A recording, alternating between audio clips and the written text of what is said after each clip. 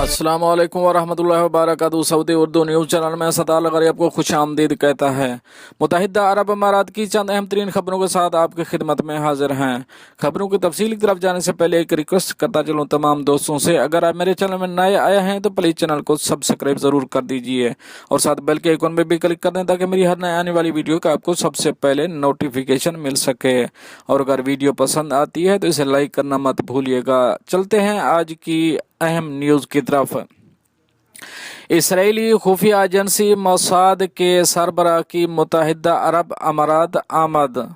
تفصیلات کے مطابق اماراتی سرکاری میڈیا کے مطابق اسرائیل کی خفیہ ایجنسی موساد کے سربراہ یوسی کوہن نے سیکیورٹی بات چیت کے لیے متحدہ عرب امارات کا دورہ کیا۔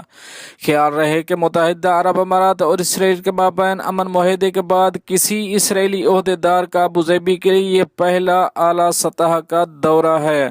متحدہ عرب امارات اور اسرائیل کے درمیان سفارتی تعلقات کی بحالی کے نتیجے میں اسرائیل مغربی کنارے کے حصوں کے الحاق کو مؤخر کرنے پر راضی ہوا ہے، تاہم اسرائیلی وزیر اعظم نیتن یاہو نے واضح کیا ہے کہ یہ منصوبہ اب بھی ٹیبل پر موجود ہے۔ متحدہ عرب امارات اور اسرائیل کے معاہدے پر خلیج تعاون ممالک میں سے بحرین اور عمان نے اس کا خیر مقدم کیا تھا۔ اب چلیں گے اپنی نیکسٹ اپڈیٹ کی طرف۔ متحدہ عرب امارات کے بعد ایک اور اسلامی ملک نے اسرائیل کے ساتھ تعلقات قائم کرنے کا باقاعدہ اعلان کر دیا۔ تفصیلات کے مطابق افریقی اسلامی ملک سوڈان کی وزارت خارجہ کے ترجمان کی جانب سے اسرائیل سے تعلقات قائم کرنے کے حوالے سے اہم بیان جاری کیا گیا ہے۔ جاری بیان میں ترجمان سوڈانی وزارت خارجہ کا کہنا ہے کہ وہ اعتراف کرتے ہیں کہ اسرائیلی حکام کے ساتھ روابط قائم ہیں۔ اس وقت دونوں ممالک کے حکام کے درمیان بات چیت جاری ہے۔ سوڈان کے پاس اسرائیل سے دشمنی قائم رکھنے کی کوئی وجہ نہیں ہے۔ دونوں ممالک کے درمیان سفارتی تعلقات قائم کرنے کے لیے بات چیت جاری ہے۔ امکان ہے کہ اس سلسلے میں جلد باقاعدہ مذاکرات ہوں گے۔ واضح رہے کہ سوڈان کی جانب سے یہ اعلان ایسے وقت میں کیا گیا ہے جب خبریں گردش کر رہی ہیں کہ متحدہ عرب امارات کے علاوہ مزید اسلامی ملک اسرائیل کے ساتھ تعلقات قائم کر سکتے ہیں۔ بتایا گیا ہے کہ ممکنہ طور پر ان اسلامی ممالک میں خلیج میں بھی شامل ہیں، تاہم اس وقت متحدہ عرب امارات کے بعد سوڈان وہ پہلا اسلامی ملک ہے جس نے اعلان کیا ہے کہ وہ اسرائیل کے ساتھ تعلقات قائم کرنے کے لیے تیار ہے۔ اس حوالے سے اسرائیل کے وزیر اعظم نے رد عمل دیتے ہوئے کہا کہ وہ سوڈان کے اس فیصلے کا خیر مقدم کرتے ہیں۔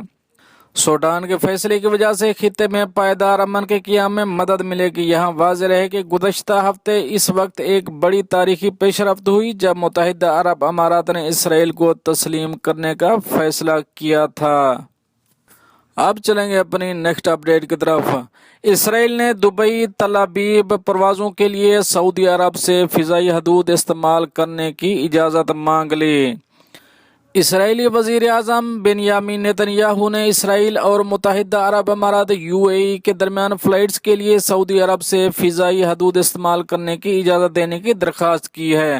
نیتن یاہو نے کہا ہے کہ اسرائیل متحدہ عرب امارات اور تل ابیب کے درمیان براہ راست ہوائی پروازیں شروع کرنے کے لیے بھی کام کر رہا ہے جو سعودی عرب کی فضائی حدود سے گزرے گی۔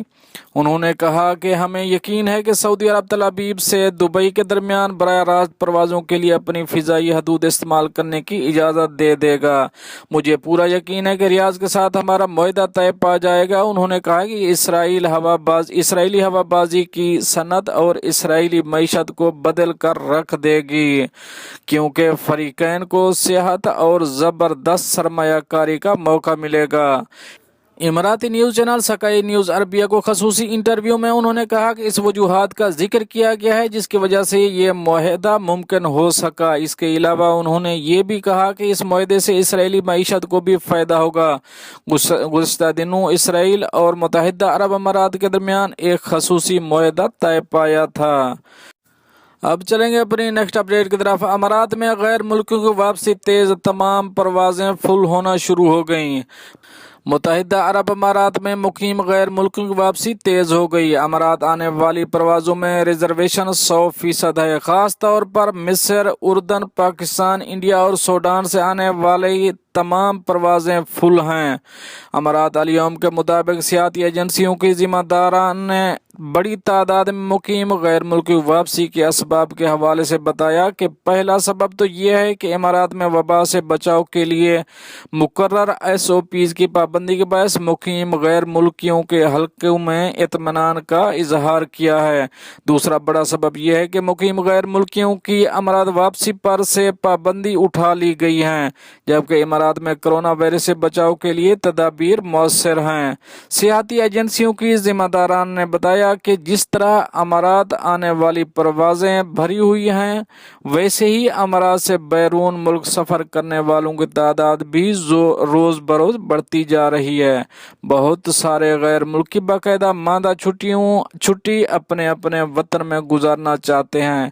انہوں نے یہ بھی اطمینان کیا ہے کہ اب واپسی میں کوئی پریشانی نہیں ہوگی۔ ہزاروں کی تعداد میں مقیم غیر ملکی بیرون ملک سفر کے لیے ریزرویشن کرا رہے ہیں، جبکہ اماراتی شہری اور بہت سارے مقیم غیر ملکی بھی یورپی ممالک سیر و سیاحت کے لیے جانے کے خواہش مند نظر آ رہے ہیں۔ البتہ اس سال یورپی ممالک جانے والوں کی تعداد گزشتہ برسوں کے مقابلے میں بہت کم ہے۔ نیرفا سیاحتی کمپنی کے ایگزیکٹو چیئرمین علی نے بتایا ہے کہ پاکستان، انڈیا، مصر، اردن اور سوڈان سے کوئی بھی پرواز ایسی نہیں آ رہی جس کی ایک بھی نشست اس وقت خالی ہو، جبکہ واپسی کی اجازت نامے کی پابندی تک ان ملکوں سے آنے والی پروازوں کے مسافر 50% سے زیادہ نہیں ہوتے تھے۔ دوستو یہ تو تھی ایک اہم اپڈیٹ جو آپ شیئر کری۔ ملتے ہیں نیکسٹ اپڈیٹ کے ساتھ نیکسٹ ویڈیو میں، تب تک کے لیے اللہ حافظ۔